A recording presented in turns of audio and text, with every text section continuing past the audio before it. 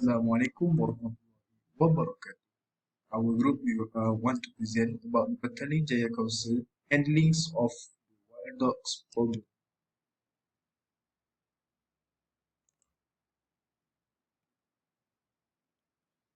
First, we go to the introduction, which is handling of the wild dogs. Handling by the Petaling Jaya Council.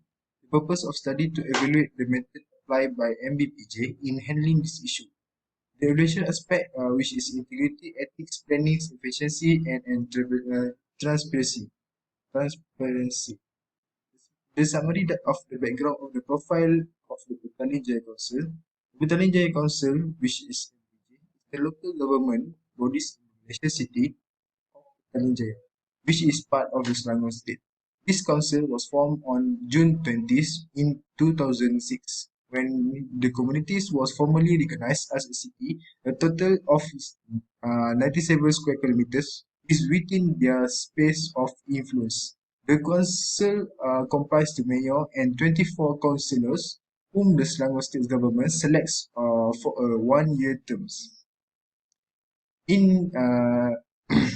Next, we go to the history of the BBJ. In the 1950s, Kuala Lumpur's fast population boom and scattered coastal congestions. To solve this problem, the state government used a 1200 arch rubber plantation in Jalan Klang Lama to build the Petaling Jaya. Now, MBPJ's administrative area is 90.2 square kilometers and increasing every year. Petaling Jaya has many type of properties owners, and Petaling Jaya also is a Selangor Growth Center. The administrative area in the MBPJ, which is the further breakdown into 24 zones.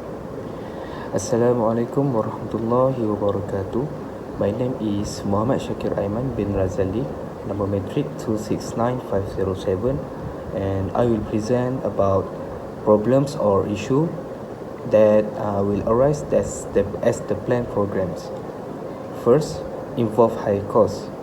Extermination work is work that requires high cost. This is because the tools used are costly, such as dog traps, sedative blowers, pullers, and others. Therefore, a dog extermination group should also be established, and they should be paid a salary as a wage to exterminate wild dogs. For example, in 2014, the state government, through local authorities, took various comprehensive measures to eradicate the increasingly alarming wild dogs. For the second point, is extermination of dog is not effective. Extermination works on dogs is arguably very ineffective. It is only effective for a short period and not for a long period. This is because when a dog population is reduced, then there are fewer competitors for male dogs to do the breeding process.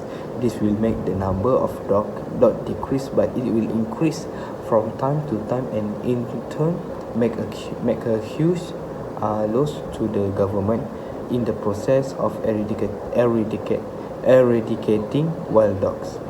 For the third point is a society that does not cooperate. Some communities do not cooperate in the process of extermination of dogs. There are a handful of individuals who keep feeding these wild dogs out of pity for these stray wild dogs. When these dogs still have a source of food, this dog will survive through the food provided by a handful of these individuals. This will further complicate the process of eradication of wild dogs carried out by the government. There are also a handful of communities that refuse to make license for their dogs, which makes the tendency for a handful of communities to throw their dogs into wild dogs areas even higher. Various reasons were given by them when asked about license-related matters. Some of them gave the excuse of not having time to go to the city council deck because of so much work that they could not afford to manage the matter. They also gave the reason that the procedure to get this dog license was so sloppy that some individuals protest at the city council. Those who give these reasons are due to the number of dogs. They keep so many that they cannot afford to give license to their pet dogs. Next, we will go to the MPBJ accomplishments and performance in implementing the program for initiative. First, licensing of dogs and kennel establishment. Licensing of dogs. No one shall possess, retain or harbor any dog above the age of 3 months unless it is licensed under the regulation. The cost license are 10 ringgit only, and the license will expire on December 31st of the year it is issued. After that, dog collar and badge must be worn. The owner of a licensed dog must provide an appropriate collar for the dog to wear at all times. And if a dog lost its badge, the owner of the dog license thereunder must get another badge as a replacement in line with the legislation. After that, Petaling Jaya Council (MPPJ) was create a dog control squad, trapping dogs with equipment such as poles, dog traps, and netting.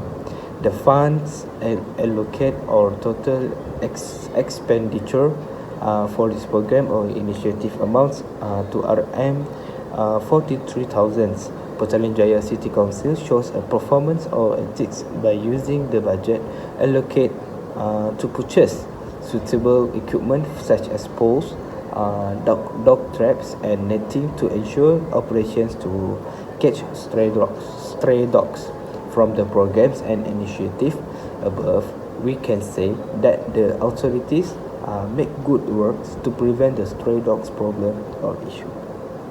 Thank you. That's all from me.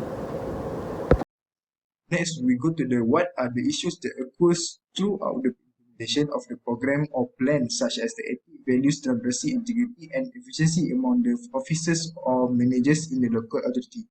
For example, the first one, wild dogs roam the most area.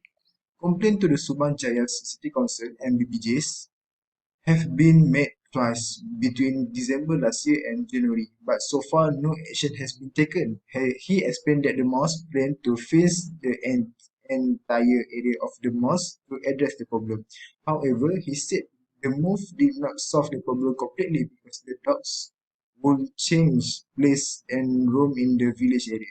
As such, it does not appear that efficiency steps have been taken by the local authority to resolve this issue. Although complaints have been made several times, but no action has been taken. That's the second part, which is the arrest of destruction of stray dogs.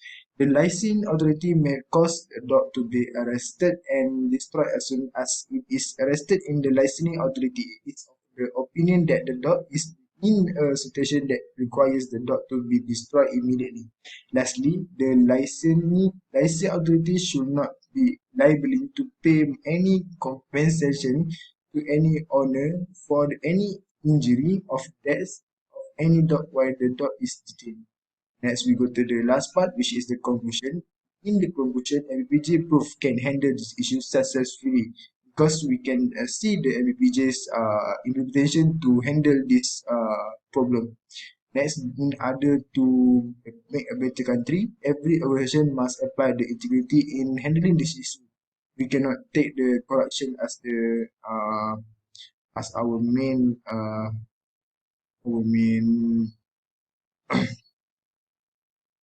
That's all from us. Thank you.